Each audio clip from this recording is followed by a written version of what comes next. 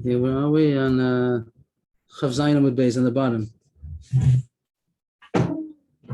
So we had earlier the din of Shvuya, that if a woman was captured or karkom, different cases where we choshesh for that the goyim would have defiled. Defiled, is that I lost the word? Yeah, that's right. Yeah, that's the word. So Not a great word, but that's what I mean. yeah. So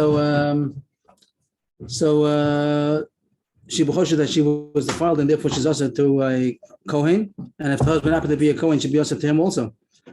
And the Mishnah ended off that a person is not neman on himself. That the woman will not be neman to stay on herself. Only if she has special. Also, we had such a case of amigo if she could have not revealed to us the whole issue. But if she has basically Torah, then she's believed. But if not, then she's not.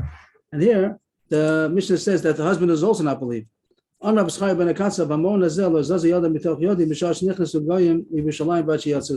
Akatzav, he lived during the Churban, and that was when the Goyim besieged Yerushalayim, and that was considered a karkom, and all the wives of Kohanim would become Masa. So he swore, Hamon Azeb, I swear by the Beis HaMikdash. The Mon means the dwelling place, means the Beis HaMikdash, the place where Hashem dwells.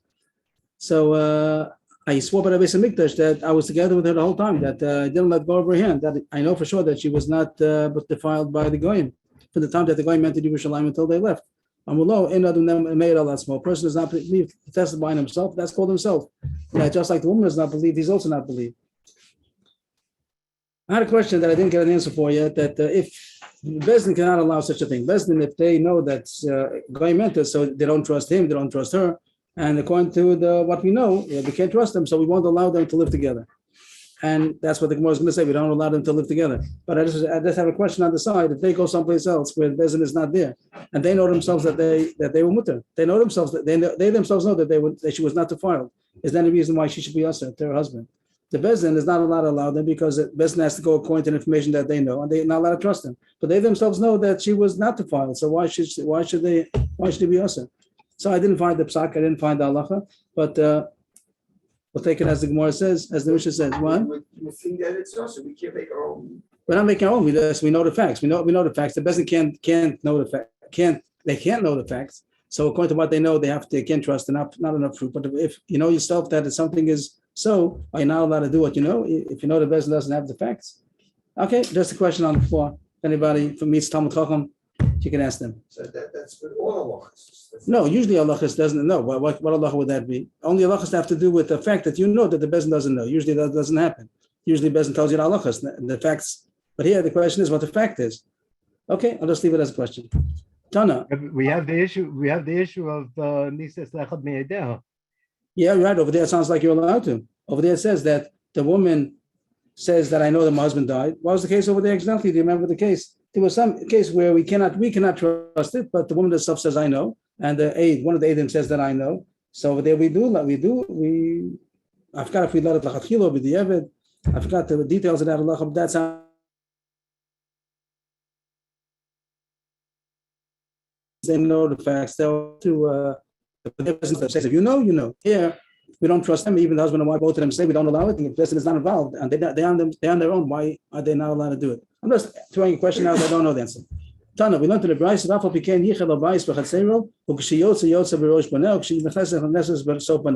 that even though they're not allowed to have relations, but it doesn't have to divorce her. It means that as long as they can stay married in a way that we have no chash that they can have relations with each other, it's mutter, and therefore he had a house. He made a house for her in the same courtyard that he lived, and she was mocked, but whenever she would leave the courtyard, she would leave first. Means that her children were following her. So there was no chash of yichud that he was in the courtyard, but the children were there also. And then whenever she came in to the courtyard, so she would come with the children first. In other words, they always were mocked that there should be the children over there also. So there's no yichud, and that's a chiddush that it says that even though they're not allowed to have relations because v'choshet that she was defiled and he's a kohen, but as long as there's no yichud, they can stay married.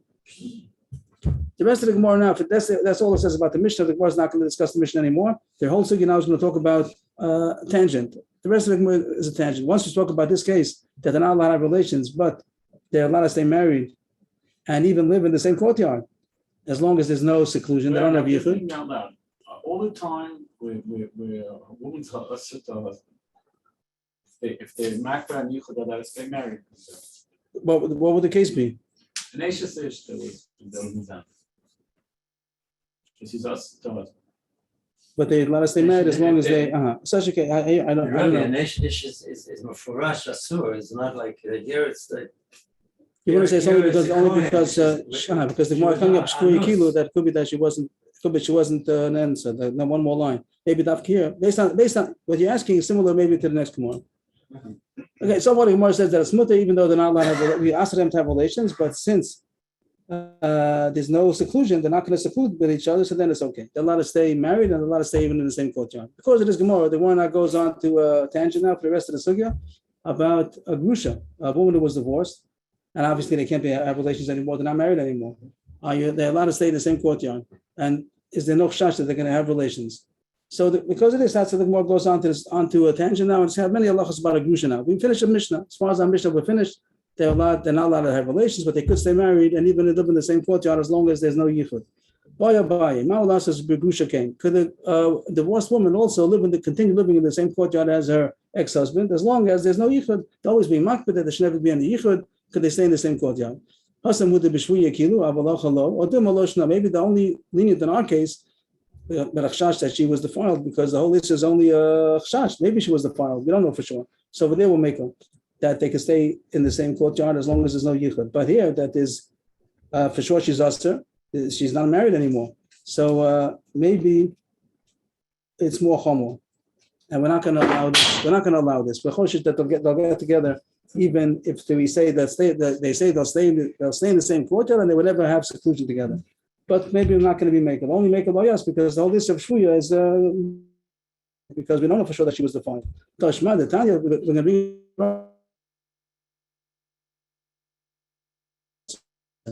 Tashma the Tanya, so here it does say that we're choshish by grusha that they're not allowed to live in the same neighborhood. The word neighborhood over here doesn't mean like we call today a neighborhood. Over here, the word shkuna means like within 3 houses. The Gemara says it's called a shkuna. It means a neighbor, mamash a neighbor. That's called. They're not allowed to live close by to each other. And here it says lo sinase, that if she remarries, here Rashi learns, and Al Gemara seems to say with favor. So the issue is if she remarried, and now she's really also to marry him again. Even right now she's married, she's she's surely not allowed to. And since they know each other from before, they've been married. So then we're choshish that they might have relations, and therefore she shouldn't live very close by. And Rambam has different gears in the Gemara. He takes out the word lo sinase, that even out she can't live in the shkuna, even if she'd be a pnuya, even if she didn't remarry, not even married and divorced. She's not masik, even if she didn't marry. Come on, they're allowed to marry if they want to, but since since they do know each other, they feel comfortable with each other. They were once married, so then they wouldn't be allowed to live in the same neighbor as a neighbor, even if they did not marry. That's in the even if she didn't get married again. That's the way the law is. Ar Gemara doesn't say that. And the gears of the Ar Gemara says lo sinase b'shkunasa, then it only says if she got married, then she's not allowed to be a neighbor because then he's not allowed to live with her because she's a married woman already. And they were choshish, since they feel comfortable with each other. They were once married, so they might have relations. And we're not going to allow, as long as there's no yichud over there, we're not going to make this leniency. So one more point, the Gemara says on top, that also if he's a Kohen, then he's not allowed to marry her at all, even if she doesn't marry, because the Kohen's not allowed to marry Grusha, even his own Grusha. So then they'll sell the Ima B'Movui, then he can't even live in the whole Movui. Movui is bigger than a Shkuna. Shkuna does only like immediate neighbors, 3 houses away. But the Movui is the whole alleyway that has many chatzeros, and each house has a lot of houses. He can't live in the whole, we would call that like a whole neighborhood, more, not only the immediate neighbors. And over there, we're machmir more. Again, the Rambam doesn't have the gears that we have and says that's also once she's divorced, even if she didn't remarry, and it also will be also. The Chiluk by Kohen, over there, we're more machmir. If it was the whole place was a small village, the whole place was not a big place. So then it also has a din of being the same proximity. But there's 2 gears over here. Our Gemara says it's like a shkuna, which means that it's also even for an unmarried woman, even for not Eishes Yisrael is also also. Some of the gears here, the Bach means the gears of Mobu. It means it's also for a Kohen. It wouldn't be also for Israel. That's the end of the sugya. But does that mean she has to leave the floor? So the more the discussion, who has to leave? Who has to leave? The question, that's the next sugya. Who's going to leave? So far, this says they can't live together. So far, what the Gemara spoke about was our halacha in our Mishnah that says that the chash of a woman who was defiled, so she can't stay married, she can't stay with her husband anymore, her husband the Kohen. But that over there we say they could stay married as long as they have no seclusion anymore. and the Vars, that's the second Vars. Now we're talking about a Grusha. The first halacha was, do you allow the Grusha to remain in the same community? So according to Rashi, according to our gear, would say that if she's a Pnuya, yes. The fact that they were divorced, they can still stay because there's no chash. If they want to get together, divorce is going to be Pnuya Bala Pnuya. If he's not a Kohen and she didn't remarry. But if there's one of these two things, either she remarried or he's a Kohen, so then they're not allowed to stay close by. And we're more marked by a Kohen that even if she's a Pnuya, so then she's not allowed to stay in the whole Mabui, the whole neighborhood. If it will be Ashes Yisrael, so then she only wouldn't be allowed to stay mamish as a close neighbor. The next, and the Kvar Katan, the Gemara says, is also considered a very close proximity, and therefore two gersas in the Gemara, either Beshchuna or like a Mabui. That's the question in the gersa, how much we're marked around a Kvar Katan, which is very small. The next Gemara talks about who has to move out. The first Gemara said they can't stay together, they can't stay in the same neighborhood. And now the next thing goes, who gets pushed away? Who's the one who has to leave? Who's the one who's allowed to stay? Who's the one who has to leave? Tashma the Tanya, that she's the one who has to move away. He stays in the same place he was till now, and she gets pushed. And he doesn't get pushed before her. Usually we would say that the woman, but here it says no, that the woman is the one who has to leave, the husband is allowed to stay in the place. But if the courtyard belongs to her, it's hers, the monetary value belongs to her, it's her courtyard. So then he has to leave. What if it belongs to both of them? The chutzner is a joint property, both of them own it. So who is the one who has to leave? The same thing that I said before. The more is going back to the same words that I said before. It says this, the Bryce said, and then was going to ask, what is it talking about? Who owns it? What is the case that it says that she has to leave? If it belongs to him, then it's no question that she has to leave because it's his courtyard. Of course she has to leave. You can't say it's talking about her courtyard because it says the opposite. If it's her courtyard, then he has to leave. So what's the case that the Bryce says that she has to leave? There must be talking about that it's to both of them, and it says that she's the one who has to leave. But the Gemara doesn't accept this proof. Maybe this is that doesn't mean so. Then the Bryce is saying that she has to leave and he stays. But if the courtyard belongs to both of them, then the Gemara doesn't know. Maybe he doesn't have more rights than she does. And now the Gemara comes out. Mahavi Allah Tashma. It says in the pasuk, Hinei Hashem mitaltelcha taltela gover. Over there it's talking about a curse. I think to Yoakim, nothing to this drash, not the pshat. Over there it says Hashem is going to make you move, a big moving. Like Hashem is going to carry you away. It's a curse over there. You're going to go into exile, a big exile. But the Gemara is dashing a drash. Taltela gover, what's the word gover? It means big, like Rabba. But the Gemara is that it means a man. So that it's harder for a man to move than it is for a woman. A woman is easier for her to move than for a man. And therefore the Gemara says, based on that both of them, they're only renting, or if it belongs to both of them also, the man is the one who has the right to stay, and the woman has to move out of the neighborhood. That's very interesting. The woman usually more attached to the house, and could be. Here we're talking about because of the his profession or getting a No, job. it doesn't sound like. Whatever Shai is, I don't know. Why? Why is it more? Yeah. Because in those days, the women basically stayed home. The man that had it, they're along with the community. So he has to meet up with a new community. Could be, but then you want to know if it applies nowadays. I don't know. Here it says something about the nature, the characteristic, the personality of a man. It's harder for him to move around than it is for a woman. Whatever reason you might say, I'm open to everything, I don't know. But that seems to be the halacha. Today also, that's the way they pass, as far as I know, that the man has the right to stay. That the woman she's the one who has to leave. Yeah. What? But it's Because of this case? because it's halacha. When it's a divorce. It was a divorce. So one of them has to move out of the community. So that's the one has to move out. Something going on, and the woman, the family said, why does she have to leave? Now, if the Gemara said because she had to leave. If it's a divorce and they're allowed to be in the same community, so then here it says that the woman is the one who has to leave. Only if it belongs to her. If the house belongs to her, the courtyard, so then he has to leave because it's her property. She doesn't have to leave. But he's going to say, I'm going to rent, and so no. If she owns the property, so then she's allowed to stay and he has to move out. But if both of them are just renting, or the house belongs to both of them, so then the woman has to move. Tana Rabbana. Love of Himena Benichse Ovia, and in the process of another law about the divorced couple, that if he owes her money, for example, that he borrowed from her, she had property, and while they were married, he borrowed from her, and now he has to pay her back. So we don't want to have that they should have connection with each other. So he's going to come to pay her back every month, pay her back installments, or even one. It says over here that if he has to pay money, so he shouldn't do directly. So he should pay back to somebody else. should be a middleman to pay back the loan. The next year is at the end of it. לא, من נכסי so the halacha is אין לפרס, if he borrowed from her property, father's property, whatever way she had money, so she doesn't get paid back from him only through a middleman. Somebody else probably means any kind of business that they have to do with each other, so there should be a middleman. They shouldn't have direct contact with each other. If they come both of them come to the Torah, they have an issue between themselves, they both get the best together. So it doesn't look good to us. We don't want that they should be coming together. So we don't pay attention. We don't take on their case. They come to business. We say we don't accept such a case of a man and woman that were divorced. They're coming for the Torah. What are you doing? What are you doing together?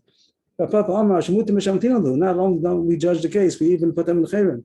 What are you doing to having business together? We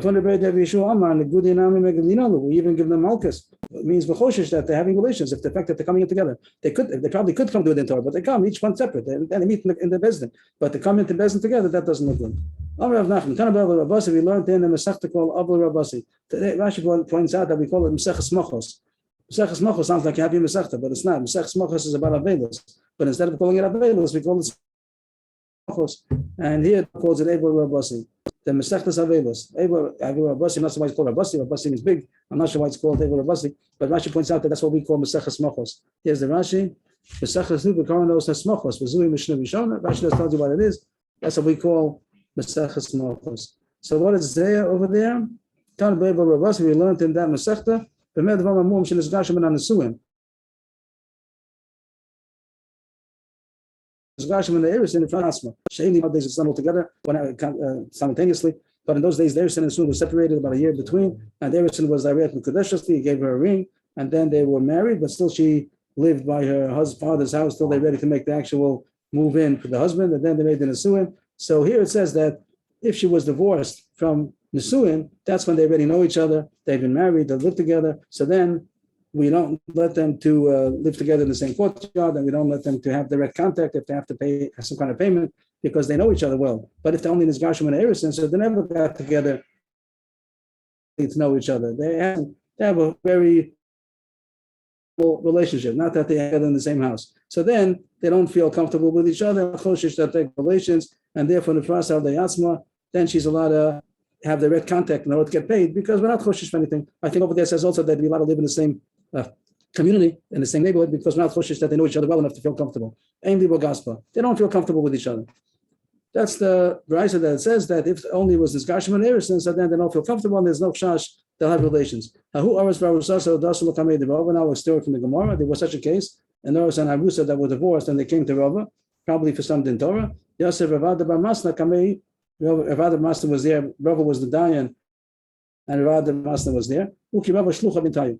So Rava said that whatever the case was that he had to pay her, so Rava said that he shouldn't pay her directly, there should be a shliach. He should send a middleman in order to pay back the chov to his ex-wife.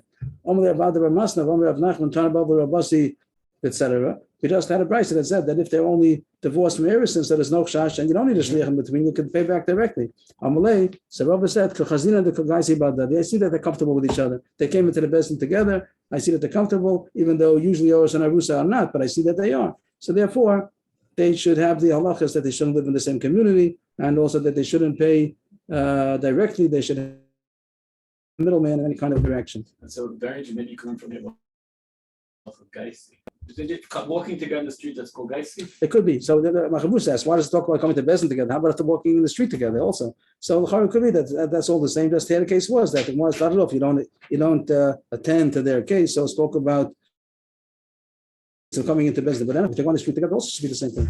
That's about that. They come together, place together. What are they doing together? Means the word gas means the opposite of very fine, gross. But it means that that's not a bad thing. That means comfortable. When you say somebody's comfortable with Shaliba Gaspa, it means somebody they feel comfortable. You're not like in awe of them. You don't feel. So once you get used to it, husband and wife, once they got married and soon, so then they feel comfortable with each other. During that part of Erison, they're still distanced. Ika the army. Others have a different version of the story we just said, more or less the same. That's just a question of who said what. That Rava and this couple came, Oris Varusasa, that were divorced.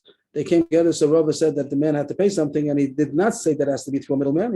He allowed him to be able to pay directly. And Vada Masna, he was the one who challenged Rava and said that you should tell him to go through a middleman in order to make the payment. Amalei, what's the problem? The Brisa says that they're only oros for Rososa. It's okay. Rav Nachman, Tanabal, Rabasi, etc. Over there it says that if the only oros for Rososa, that you're not choshish, and they could have contact without having a middleman. The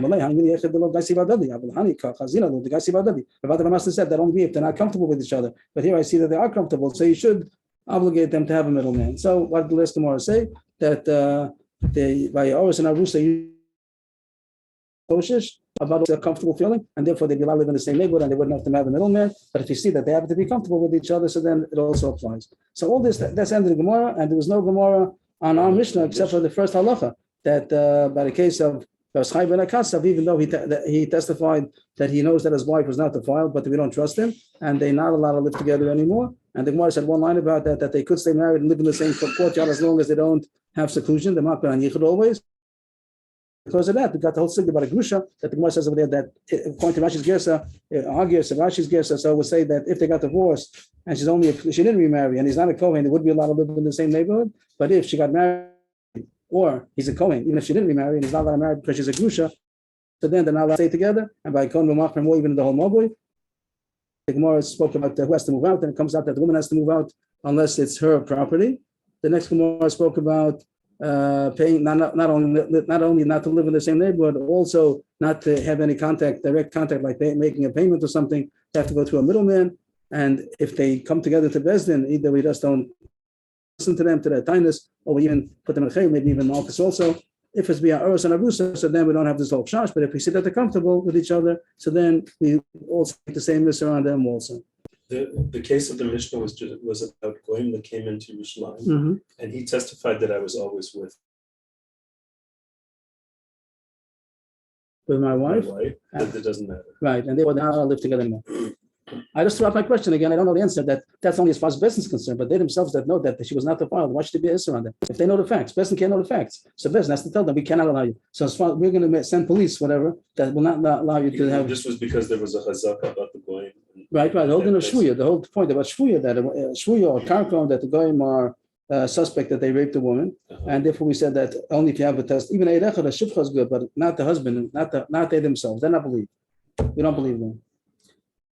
Okay, next Mishnah. The idea that he may lie because he wants to be this way, even if she were defiled. Right. And even though Tzaddik is a chayv, he's a big Tana and everything, still we don't differentiate. And I'm just questioning that if they know the truth, they know the facts. They're saying, basically, trusting them. You're right. And as far as you're concerned, who's they? The couple, the woman, both of them say that you have to do what you have to do. And you can't let us be together. But I was asking if they would be able to be in a place where Bezdin is not going to find out that they do anything wrong. Do they have to go according to the Bezdin, that the Bezdin says we don't know, and we have to be lying, but they know they're not lying. Is there any issue over there? I just wonder. The impression everybody gets is that it's us anyway, but I just don't understand it. The Mishnah continues. The following things a person is believed to testify in his adulthood, something that he saw when he was a minor. It means, of course, a minor is not believed, but and a girl is believed. But here he's saying he's going to testify in his adulthood something he witnessed in his childhood. So not usually not believed. A God can't say I saw a testimony somebody stole, somebody borrowed money. You're not going to trust as an adult or something he saw. But the following kind of testimonies he is believed. The first thing is the first thing is about confirming, verifying a signature. Someone says, I know from my childhood that this is my father's signature, this is my Rebbe's signature, this is my brother's signature. And he never saw it in his adulthood. He just saw it in his childhood. That's also good enough. If he says, I remember this is a signature, it's a good verification of the signature. The next thing is, he said in the beginning of the parak that in order to testify that a woman was married as a basula, when she got married, she was a basula and not a almana. So they used to have certain minhagim that would show you, that would make a declaration that she's a basula. So they, over there, it's a hinuma. So we said there's some kind of a head covering maybe, and Rosha Prua, that she had her hair loose. She didn't have loose. I'm sorry, hinuma is what? Some kind of head cover. The Gemara over there says something. There might have two pshatim over there. You have to look back at the beginning of the parak. Hinuma is like a noun. It's a something. It's a something. She went out with something, and her hair was loose, either uncovered or loose. Uh-huh. Just on the beginning of the parak a second, and The Gemara said, what's a hinuma? So she went out with something doesn't necessarily mean on her head, or it does mean on her. I forgot the Gemara over there. I'm They sorry. were saying But the she one went of the out. pshatim was that something about something. Shemis Nam In other Nimba. words, her hair was covered and it was loose, or Either one probably is in the mind. Hinuma, it's Gemara and Yizayim with base. One of them says Tanura the Asa. That was some kind of a chuppah made out of adasim. Some kind of a chuppah that only made for nothing on her head. Some kind of a chuppah that they made only for a basula.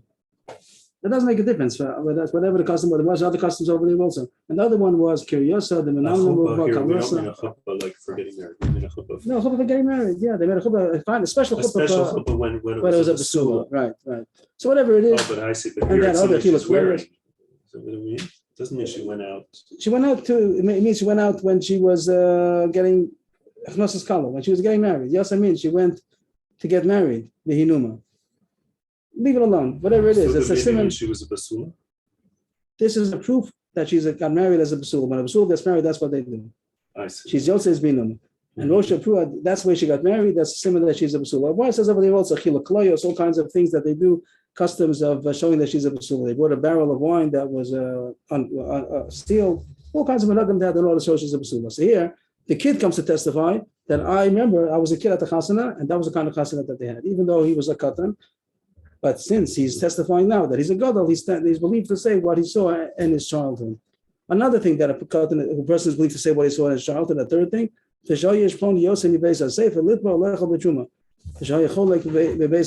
remember that I was a child, my friend, somebody, they took him out of the cheder, take him to the mikvah truma. We had before a couple of pages ago that the person himself said that I remember they took me out of the cheder and they took me to the mikvah in order to eat truma. They called me Yochanan Ochel Chalos. And he was saying over there the case was a Masech Lefituma. That's why he's believed. Here it's talking about a testimony. Yeah, He's coming to we heard that testify. before, right?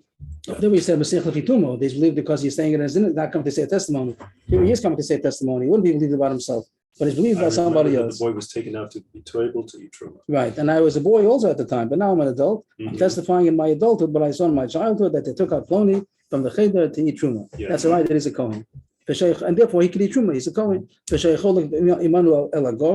And also another case, similar case about Kohen, that when we went to the Goren, to the silo to get truma, us Kohanim, he also came over there. The Means boy. yeah, so he's a Kohen. So that's not big. It could be a Kohen. It could be a This boy. boy saw the boy Cohen go to Right. the. It could be an adult Kohen also. It doesn't make a difference if it's a boy Kohen or an adult Kohen. The one who's going to get he's testifying about. The point is that he's testifying when he was a boy. I was a boy. I saw him getting truma. getting the truma. And that's enough. That's enough of a testimony. The Gemara is going to say a little bit.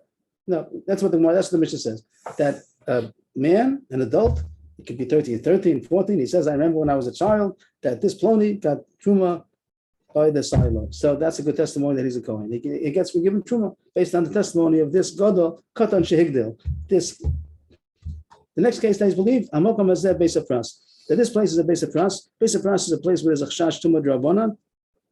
Usually it talks about that it was a Sadash Nechesh Bakever. There was a grave and it was plowed over, and therefore there's a chash that the bones might have been scattered amongst the field, and the Kohen's not allowed to go there. It's only a chash drabanan, and that's called the Beis Hafras. So he's allowed to say that this is the Beis Hafras, and it seems that there was a big area that had a chash about a Beis Hafras. Taisa says the Pshat is come to say a kul, he's come to say a leniency, that this is only till here's the Beis Hafras, further than that is not, and therefore he's coming to say a testimony, but he only knows in his adulthood what he saw in his childhood. In his childhood, he saw that this was the Beis Hafras still here, and after that they were not Makudanan anymore. Also, it's a good testimony. We believe him. The Gemara is going to say all these things are Rabbanan, and therefore we trust this Gadol, but he saw in his childhood. It's good. The case is good. That till here we used to come on Shabbos. At the Tchum Shabbos, they used to go till this place, so we're allowed to trust him that till there is the mutter to go. No, I don't understand that. Don't you just measure 2,000 amos? What is he? Yeah, but right now we I mean, say Shabbos. if there is no ear there, then you can't. Of course. Yes, of course. Yeah, of course. The case is that the place is still the way that it used to be, and we right now at Shabbos, I want to know to where we can go. If you want to measure, go ahead, measure again. Oh, but it's Shabbos maybe, and he says, I say you can go till this pizza store. You're allowed to go. I remember, but went to the pizza store, and afterwards, I don't know, but here you're allowed to go. That means that the pizza store is closed on Shabbos, but we used to go whatever. We used to go. That was the mark, and he remembers that the Tchum Shabbos goes till there, so you're allowed to trust him. and walk until he's coming to say Lina. Or he's not believed to testify even in his adulthood what he saw in his childhood, that there was a place, there was a road that somebody had a permission to walk through. That means that there's a property and somebody claims that I have rights to go through to the next property. I have walking right, I have a derech, I have a right to go through the property. So that's already monetary issues. He's not able to say testimony. It's not a Rabban, that's the rights already. He's going to testify that this belongs to somebody. That is not believed. Or sometimes people have rights to have funeral processions in a certain place. So that's already monetary rights. That someone, even though he's not saying it belongs to you for everything, but he's saying that you have rights. So he's not believed to testify if he didn't see it in his adulthood. If he only saw it in his childhood, he's not to a hospital there, and he's not believed to kind of to testify to any kind of monetary rights. Or any, you could say any of their rights. The Gemara is going to say the whole Mishnah is only Rabbanan. This whole Mishnah about confirming a signature and etc. about Truma, all these things, the Gemara is going to say everything's Rabbanan. And the case that the Bryce Mishnah says that I don't believe him is by a monetary issue on the Chor, any of their rights also you're not trust him. Okay, by the way, you're waiting for a minute. You have someone over there, you're not sure how old he is. Is he believed to say that he's bar mitzvah? And the only way he say his father told him he's born on, and his father told him that before he became bar mitzvah. Usually. Probably the father also came to the bar mitzvah also. If you're only coming because of that, so Did you do the vows? Yeah, I'm sorry. Or a person is not believed to say in his adulthood, but he saw in his childhood that Plody had a right to walk through this place, or Tony had a right to make a Mamadou Misped. Those are during the funeral. They used to have a place for stations and to say a spadim, and Plony has a right to has monetary rights in somebody else's field. So he's not believed to say those kind of things. Oh, we're not talking about like a Cohen going through something to file. Right? And it's a base of France. Yeah, so here we're just talking about that so and so has monetary rights in somebody else's field, either walking rights or even though he remembers that from his childhood. Right. It's not going to hold up in court. Right. It has to be. You need testimony of an adult. Okay, and the second one, I'm sorry, Mamadou Misped. Also, it's strange why the Mishnah speaks such kind of Mamadou Misped. It says on the side, probably different Gersa, probably it says Mamadou Moshe, that somebody had also rights to stop over there to make a station when they would be on the way to the funeral, so they would stop on the way and they would make us pay them. And you're not allowed to stop on anybody's field. It's somebody else's field, trespassing. So somebody might have had rights to make this Mamadou Moshe. It says either gives Mamadou, they would stop and stand and sit, or they would make a over there, testifying that even though this is private property, this is where people make us. Right. Or a certain person has the funeral. This funeral home has funeral rights to this person's field. He's coming to give somebody monetary rights to somebody else's field. Okay. So he's not believed. That's interesting why it picks these two cases. Very in Mamadou Moshe. I'm not sure. Maybe that's the things the kids remember, that they used to have the funeral. That's where they used to stop over there always. Whatever. I don't know why the Mishnah picks that example of any monetary issues. And any kind of derisa, you're not going to be believed. Only the case, the Gemara says this list of things before about the signature confirmation and about if she's a basula, all these things that are abundance maybe, so maybe over there, I'll believe. Okay. The Gemara continues, yes. In a lot of cases, the kid was tabled something before he's bar mitzvah. Now afterwards he wants to use it. He himself. If he himself knows, then he's that'd be the same shal he had before. No, over there I think for sure that he's believed. If it's only question of knowing if it's true. What? Someone else wants to use it. Is he believed to testify what he did? If it's Rabbanan, if it's going to be Tfilah Rabbanan, so then maybe yes. The mark continues. So here it says on a certain case, which seems to be the first case at least, the case about the confirmation of the signature. Over there you have to have two Eidim. By confirming a signature, you have to have two Eidim. Over there we had if he's confirming his own signature, then it's enough. That's enough. We pass him. But if you're confirming somebody else's signature, you have to have two witnesses. So here it says that he's only good. This thing of the Gadol who's testifying that he saw his father or brother's signature in his childhood, so he's only believed as one of the Eidim. But the other Eid has to be a regular Gadol. You can't have two of these kids, of these adults. That V'ushesh Gadol Imo, that's provided that there's a good aid. Means of the two Eidim, one of them is good enough to be that he remembers from his childhood, but the other one has to be a regular Gadol. The Gemara doesn't talk about the rest of the cases. We have in the Mishnah other cases besides the confirmation. We have also about the Basula and about the Truma and about Beis HaPras, Tchumen and everything. So it doesn't talk about by those cases if it's only good as one of the two Eidim. But that we shouldn't talk about. We shouldn't talk about the other cases. This one case about the signature confirmation over here, it says he's only good as one of the two Eidim. The other way, it has to be a regular adult. And we have two more, we got Right, they'll email, period. Mhm. And then the Gemara continues, it says three cases that is believed on the signature. It says the father, the Rebbe, and the brother. That's pretty elaborate to say three examples. With Tzricha, we need all three examples. His father, he's usual by him. He sees his father's signature all the time. So that's something we trust more that he recognizes. Aval Rabbo Lo, he doesn't see his Rebbe's signature so often. So maybe he wouldn't be believed. Maybe he's making a mistake. He's fuzzy about it. Yashmin and Rabbo, Mishum, this the aims to the Rabbi. Maybe he has awe of his Rebbe. So when he sees his signature, gets deep into his consciousness. This is my Rebbe's signature. Aval Aviv Lo, maybe his father's signature he doesn't take so because he's heavily. so comfortable. He's comfortable, so maybe he doesn't study it so well. Maybe only these two, because each particular reason. The Rebbe, the father, because he knows him well, and the Rebbe, because has awe. Maybe the brother, he's not usual enough to see a signature, and he doesn't have the awe. Maybe he wouldn't be believed. Even the brother who doesn't have either one of these qualities, but still, the whole issue of confirming signatures is only Rabbanan. But the right say you're allowed to trust a signature even though it was not confirmed. So for Rabbanan, we believe even the brother.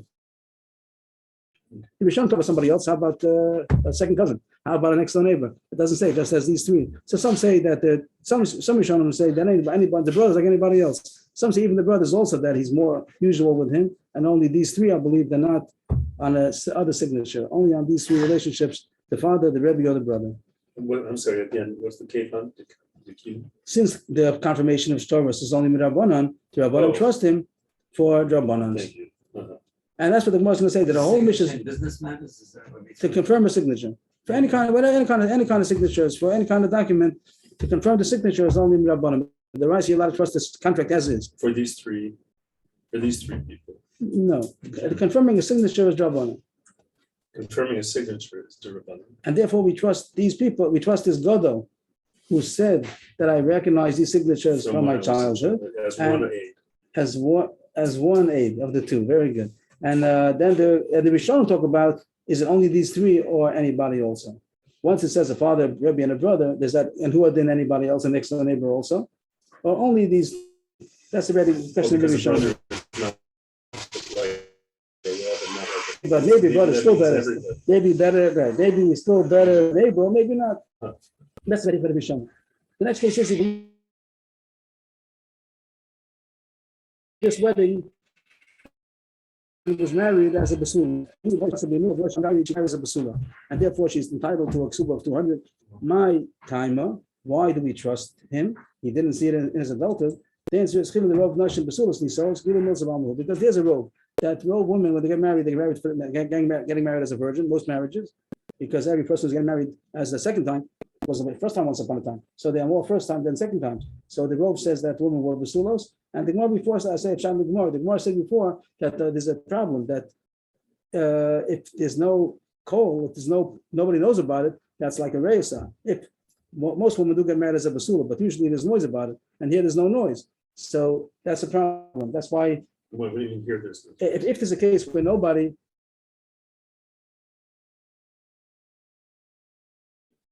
Who she was. that she was married, the husband says married as an almana, she says married as a basula. So who's believed?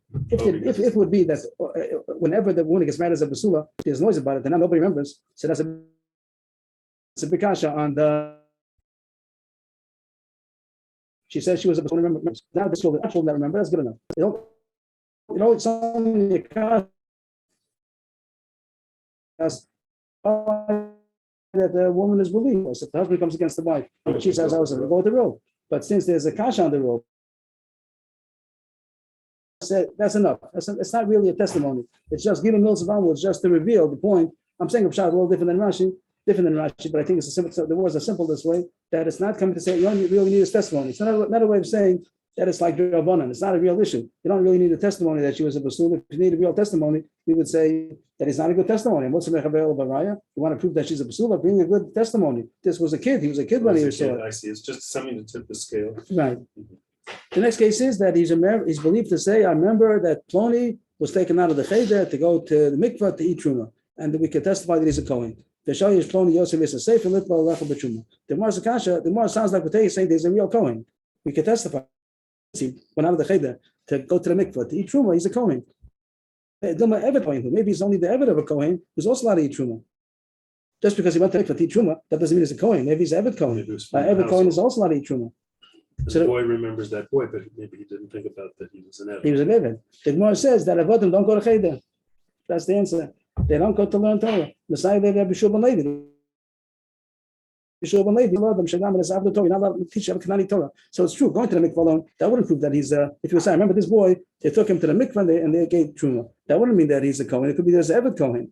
But if they took him out of the cheder, means going out of the cheder means that he's not an Eved.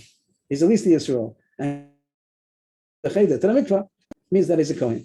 Going out of the cheder means that he's not an Eved. He's at least the Yisrael. Going to the mikvah alone wouldn't prove that he's a Kohen. Maybe he's an Eved Kohen. But going from the cheder to the mikvah to eat truma, that means that he's a Kohen. He can't be Eved Kohen. He won't be in the cheder because you're not supposed to teach an Eved Torah. Good.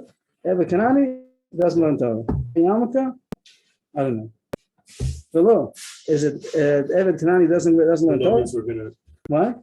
Velo means. Is that so? He doesn't learn Torah. You don't teach. You don't teach. Eved could go teach. Does learn Torah. You don't teach it to Eved Torah. But Tanya, love Haimenu Rambo. Here, there's a lot of cases of things that look suspicious that we seem to know that this was an Eved, and he's treating him like an equal or something like that. He borrowed money from his Eved.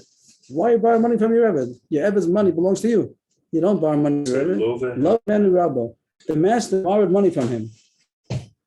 And that's the end of the brisa. That's one case. Case number one: the master borrowed money from his slave. So Rabbi, master, manager of his property. He appointed him to be the Apotropos. You don't do that to Eved as an Eved. You don't have to make him into a manager. You're giving him a position. Or the Eved put on tefillin. The Eved is part of tefillin. He doesn't wear tefillin. So and he put on tefillin. That's like making a position that I'm not an Eved. He got an aliyah. He read 3 psukim in the shul. He got an aliyah. I raised aliyah. Even though it looks very suspicious, looks like he's been freed. It looks like this Eved has been freed. That the master is borrowing money from him. He's giving him a position. He said to put on tefillin and he didn't say anything. So that's not it's proof that he should go. Rashi says the worst kasha is, but you see that he knows Torah. If the fact that he could read in the basic Knesset, that means he knows Torah. Who taught him the Torah? It must be that you taught him Torah. So the more it's challenging, you're saying that the Eved doesn't go to learn Torah. He's not in the cheder. Here it sounds like he does. He knows how to read Torah. The Gemara says he cannot read, but no one taught him. Hasam Dikri Eved Daita. Over there, the case is that he learned by himself. The Eved he learned Torah. You don't have to stop him. But here means that you treated him like your son. You send him to the cheder. That you don't do. You're not supposed to send him to the cheder with the rest of the kids. If he's an Eved, you can give him a Tanakh at home that he can read Asfro. But you can't send him to the base of Talmud. You can't send him to learn Torah with all the rest of the kids. You have to show that he's an Eved. Don't give him the same level as a free man. So how are you translating that last line? Over there, it's talking about that. What we said is that they treated him like a son. They treated the Eved like a son. That's bunny. Like children. Son, bunny. People act with their children. That don't teach your child, don't teach your Eved Torah the way you teach your children. The same way you send all the kids off to the cheder. So he learned Torah on his own, but he wasn't in the cheder. Right. And here the case was that send our children. Right. And the case where he goes from the cheder to the mikveh, that means that he's not an Eved, because the Eved wouldn't go to the cheder. If he learns by himself, or maybe at home you can give him something, but don't teach him like you would a son. And that means that going to the Beit Sefer, going to the cheder, that they don't do Tavadim.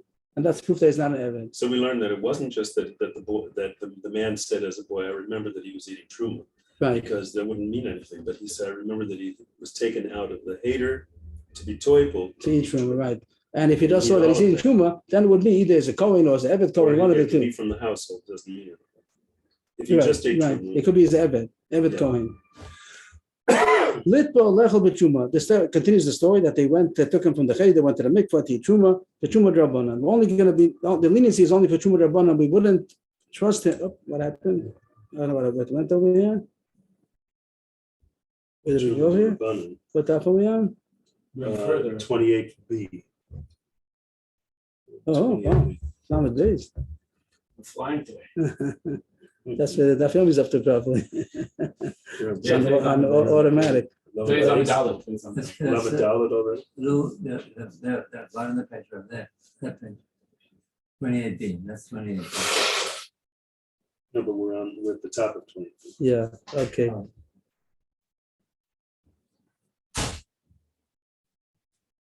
Okay, so it says that you trust him to testify that this kid, that this person, they took him out of the cheder, put him into the mikvah, he truma, but it says truma rabbanan. We trust him for truma rabbanan only, otherwise he wouldn't be trusted to say, in my childhood, I remember that he went to the mikvah only for the rabbanan. Like we said before, confirming the signatures as rabbanan, and the case of the chuppah is also going to be that you only have to be a gilul milsa alma. We're not going to trust for the rice, we're only trust for rabbanan.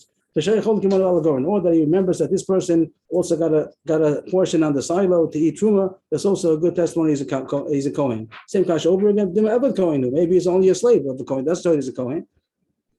Tanan, command Omer in chalkin truma level kain rabbi. So our Mishnah goes according to the mandama that you don't give a portion to a evet kohen, even though he's allowed to eat truma. Every kohen is allowed to eat truma, but that doesn't mean he gets a portion by the silo. They only give portions to a kohen mamish. And that I was going to bring up machlokas tanam, and our Mishnah must be going according to the mandama that says you don't give to an evet kohen by the silo. So therefore, if someone testifies that I saw him getting a portion by the silo, that's the right. There's a kohen. And now it brings up machlokas about this. We had once upon a time.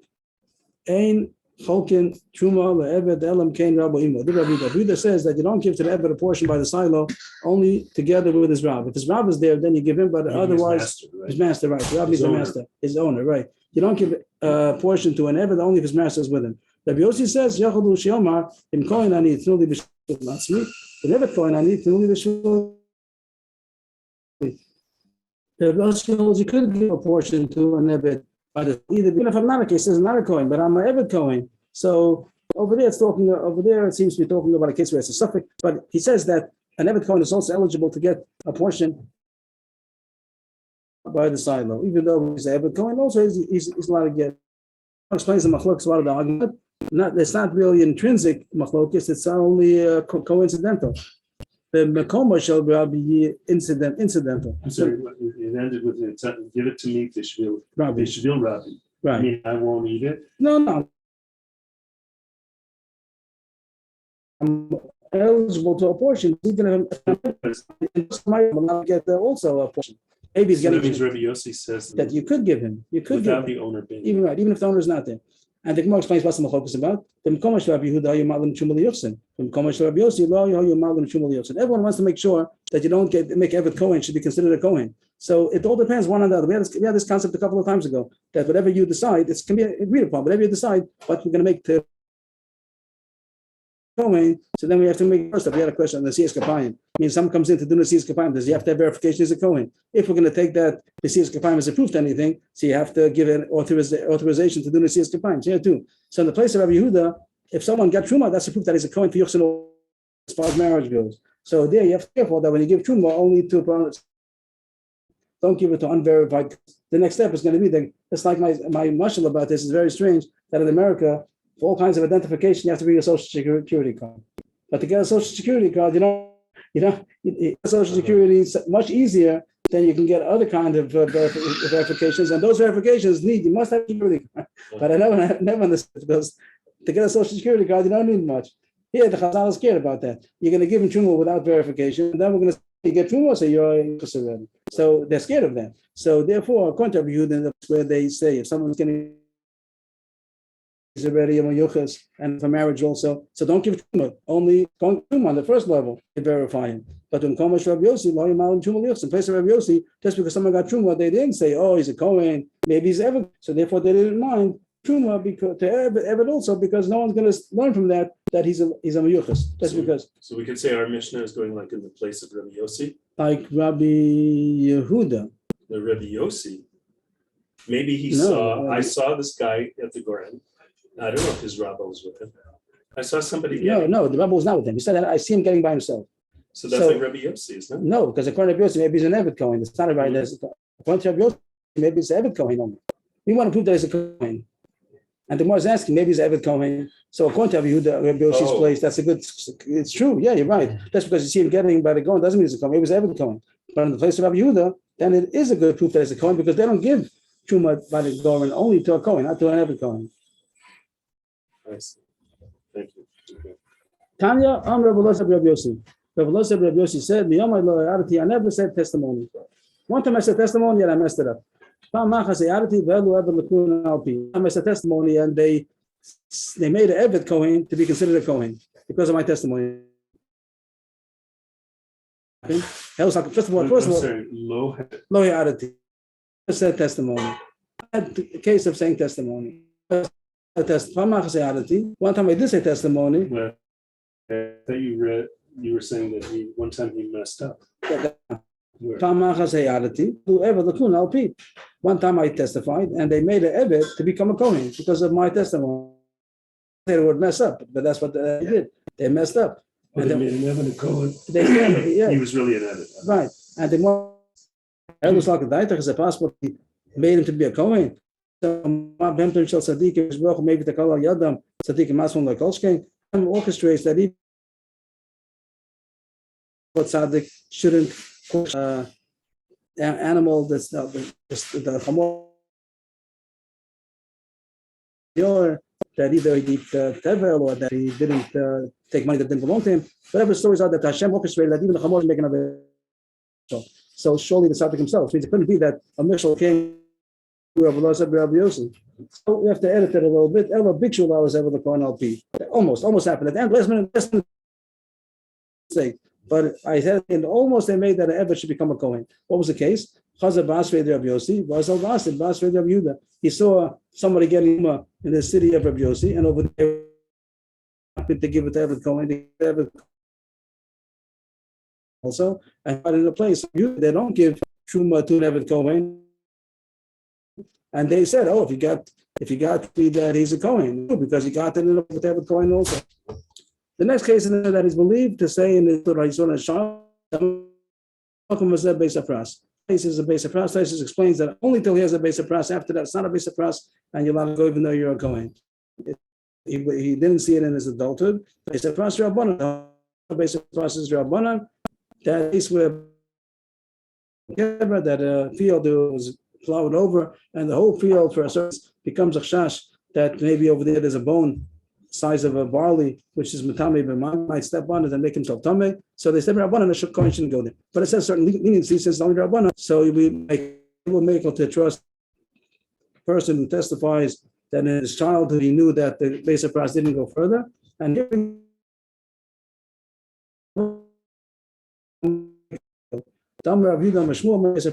person is allowed to go and blow through the base of pras. That means he gets on all fours and he blows away the dust in front of him, and if there's going to be a bone that's the size of a barley, he'll see it. And if he goes through and he checks it that it's not there, he's allowed to go through it like that. And if he sees it, what does he do? He just goes around it? He make sure he doesn't touch it.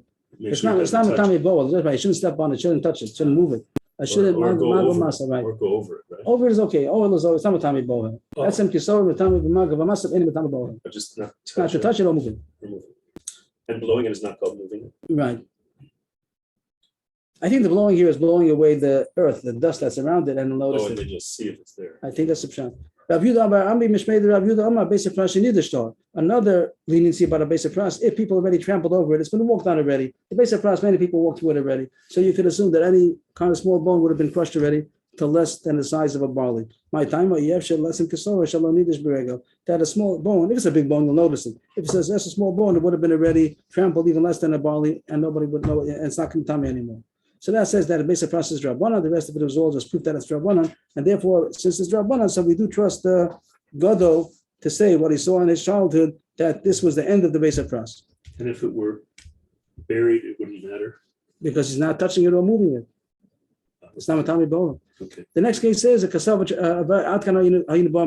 he's believed to say that the Tchum Shabbos goes until here, that you're allowed to walk until here, because and at least until here. We're not going to talk about the Tchum, talk about the leniency that he says that this is Tchum Shabbos, he's still allowed to go here. Because the whole Israel of Tchum is only Rabbanan, and therefore we believe him on Rabbanan. We wouldn't believe him on the right. So that's the continuing theme of the Gemara, that you don't trust this person, what he saw in his childhood, only if it's Rabbanan. We don't trust him about monetary matters. You don't take out money on the testimony of somebody that wasn't an adult when he saw it. Just because he says he saw it in his childhood, it's not a good testimony to be able to extract money. A child is believed to say, Rashi says it means a child who became big already. Not he's a child, he's a katan. That's sure you don't believe. But a child who became big and he's come to say, like our whole sugya, he's coming to say what he saw in his childhood. He's believed to say that my father told me this family is Torah, this family is Tamei. So first of all, the more jumps, that doesn't mean Tamei and Torah. Torah with Tamei or something like that. It's not something to do with Torah and Tumah. No such thing as a family is Tamei, family is Torah. He's not to say that this family is a kosher family, they have a good yichus, or this family has questionable yichus. He's believed to say kosher means miyuchas, that they're kosher. No mamzerim, No mamzerim, things like that.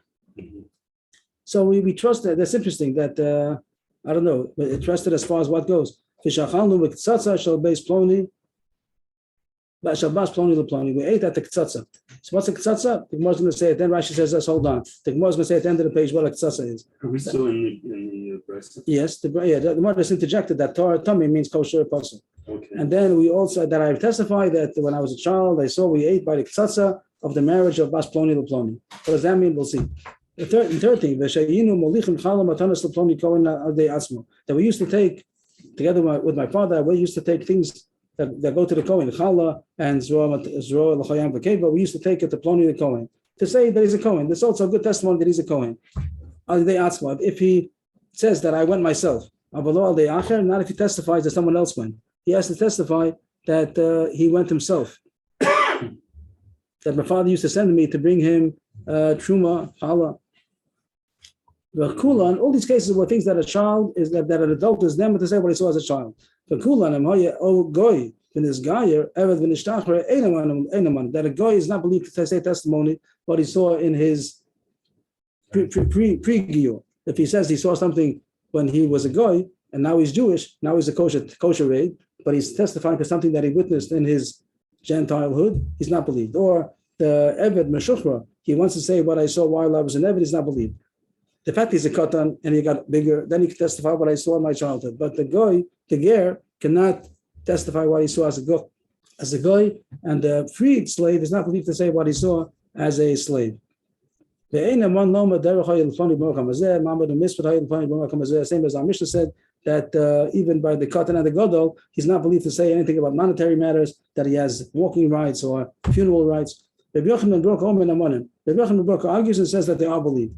That this statement needs explanation. Why is he coming to argue on? Who's he coming to argue on? The Bryce had a couple of points, and he's coming to be makel about something, and that's the most question now. What is Rabbi Yochanan ben Broka coming to be leaning about? Rabbi Yochanan ben Broka, hey, what is he referring to? Eli Masefa is coming to argue on the last thing that it said, that the katan is not believed about monetary matters.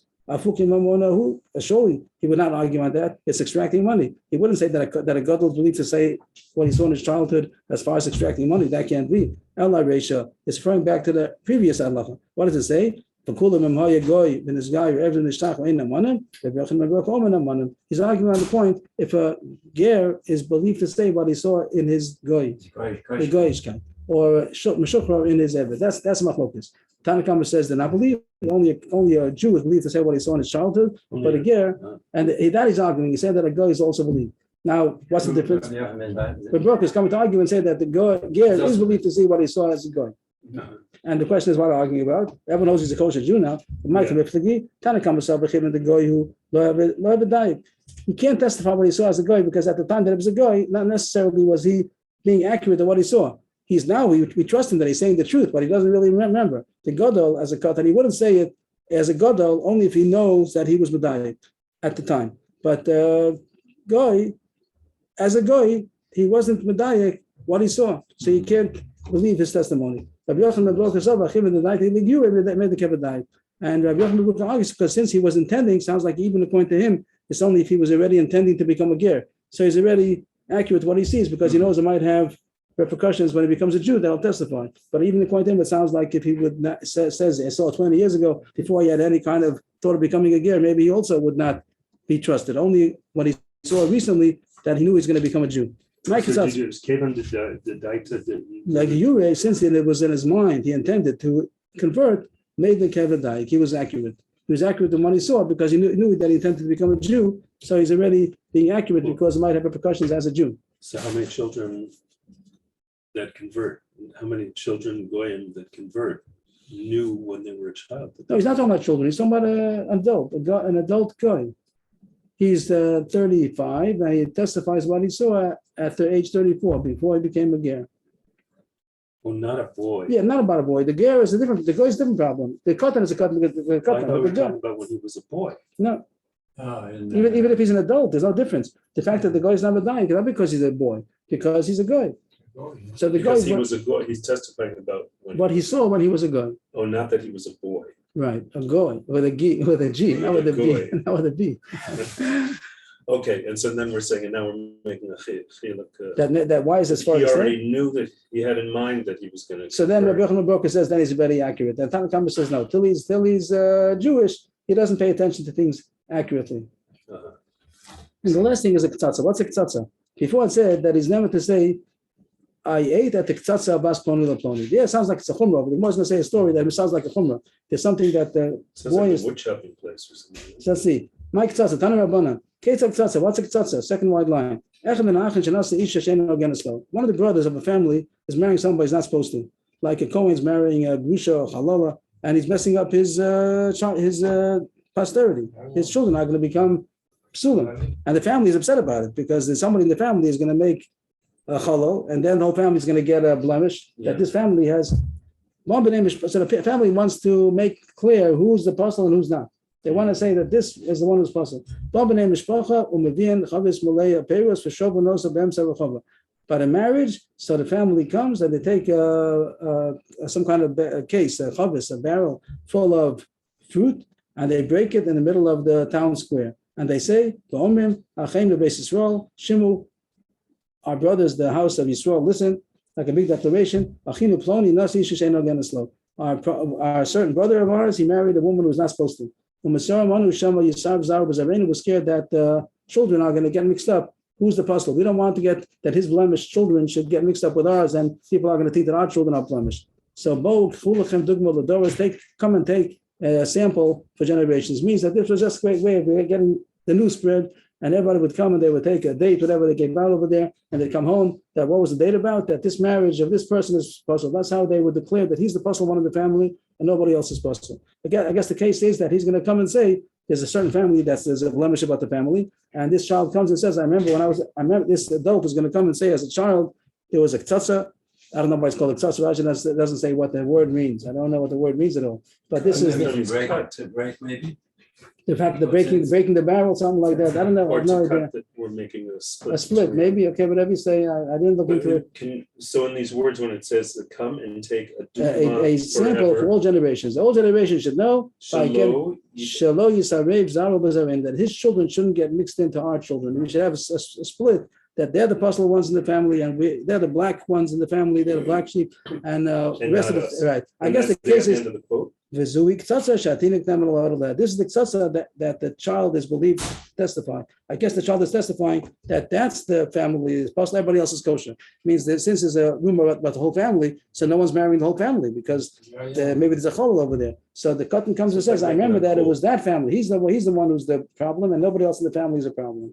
So by breaking this fruit, it was like a way for everybody. It's like it was publicity. It was publicity. It was a way to publicize it that this is the family. Everyone comes home with a date. There was all the date. Where do you get a date from?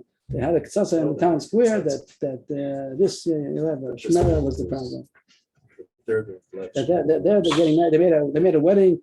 Going with a grusha. He's the problem. The family. The rest of the family is not a problem. So the kids say that's the end of the sugya, end of the parak, and that was about things that a gadol is never to say that as a katan, and they're all drabbanans, it seems, all shoshes drabbanan. If it was a Kohen, then the children would be chalalim. Right. They're not mamzer. No. They just can't marry Kohen. Right. True. Archgold quotes the Orach saying chutzah is a shad, a piece of broken barrel. A piece of a broken barrel. I thought it was a piece of a broken barrel. Even though the point wasn't, the case was the barrel or the fruit. I thought they took fruit home. He's saying they also took a piece of the shard, maybe. Well, that's the point, that they break a barrel. That's the way they say breaking barrel. Well, it says it was filled with fruit, didn't it? Yes, but but the word tzatza might still mean the broken barrel. Should I say something Okay. about, Okay. So, I'm not gonna say the name, but the Rebbe gave one